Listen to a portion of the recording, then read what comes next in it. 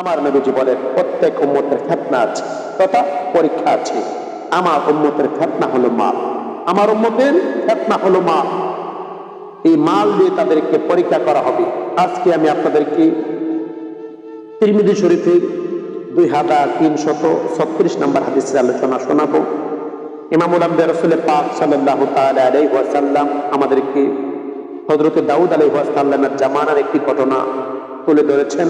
আমাদেরকে বলেছেন যে দাউদ আলাইহিস সালামের জামানায় এক ব্যক্তি অপর ব্যক্তির কাছে তার এক টুকরো জমি বিক্রয় করেছে। তো যে ব্যক্তি জমি ক্রয় করেছে ওই ব্যক্তি জমিতে হাল চাষ করার জন্য গেলেন। ওখানে গিয়ে এক কলস ভর্তি স্বর্ণ মুদ্রা পেয়েছে।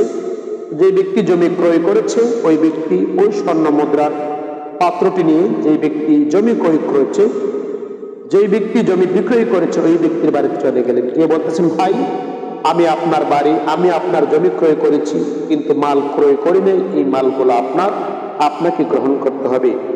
যে ব্যক্তি জমি বিক্রয় করেছে ওই ব্যক্তি বলে, না না, আমি জমি বিক্রি করেছি, জমিতে যা আছে সম্পূর্ণ কিছু বিক্রি করেছি, ওই মাল আমার হতে পারে না। দুইজনের মধ্যে কথা কাটাকাটি হলো। দুইজনের পর্যায়ে হযরত দাউদ আলাইহিস সালামের কাছে গেলেন। দাউদ আলাইহিস সালাম তাদের দুজনের কথা শুনলেন।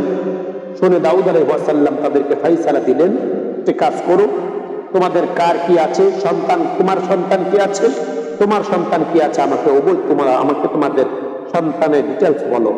এবার যে ব্যক্তি জমি ক্রয় করেছে ওই ব্যক্তি বলেন, হুজুর আমার একটি পুত্র সন্তান আছে।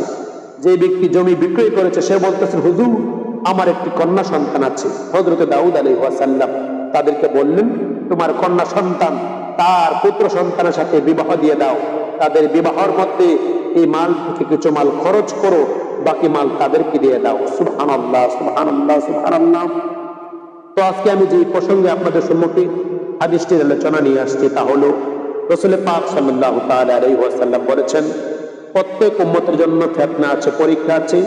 আমাদের ফিতনা হলো ধন সম্পদ। এই জন্য আমাদেরকে সতর্ক থাকতে হবে, খুব কেয়ারফুল থাকতে হবে, আমরা যেন অবৈধভাবে সম্পদ উপার্জন না করি। এই জিনিসটা আমাদেরকে খেয়াল রাখতে হবে। আল্লাহ পাক রব্বুল আলামিন আপনাকে আমাকে বোঝার তৌফিক দান করুন।